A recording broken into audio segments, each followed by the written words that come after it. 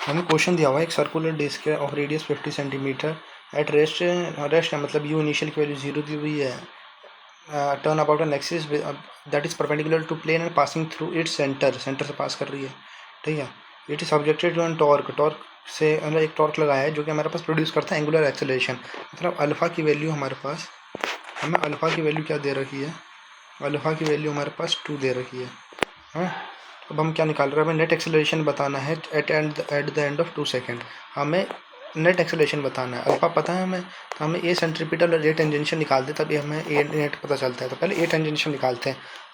ए tangential हम क्या कर सकते हैं, अल्फा क्या बोलते हैं आर अल्फा होता है ना ए टेंजेंशियल की वैल्यू, तो ए टेंजेंशियल की वैल्यू निकाल देते हैं, कितना आ रहा है 0.5 इंटू क्रॉस प्रोडक्ट करेंगे और ये हमारे पास अल्फ़ा की वैल्यू 2 ही दी हुई है, तो हमारे पास कितना आ गया, ए टेंजेंशियल की वैल्यू 1 आ गई।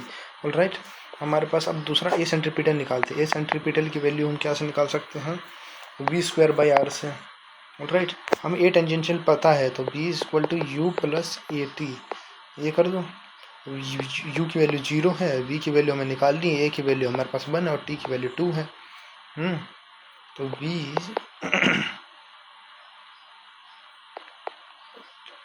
2 है, ये 2, तो v² की वैल्यू कितनी आ जाएगी, यहाँ पर v² की वैल्यू कितनी आ रही, v की वैल्यू कितनी आ रही है, v की वैल्यू 2 आ रही है। तो v²/r की वैल्यू हम क्या ले सकते हैं, 2 × 4, 2 का स्क्वायर कर दिया ना यहाँ पर, ये 2, v की वैल्यू 4 और यहाँ पर r की वैल्यू होती है 0.5, तो इसको हम लिख सकते हैं 8।